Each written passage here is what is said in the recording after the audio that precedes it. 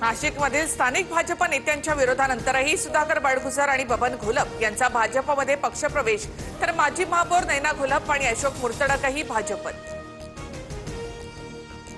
ज्या पक्षाने अनादर केला त्यांना सांगू इच्छितो, महापालिका निवडणुकीमध्ये दूध का दूध पाणी का पाणी होईल।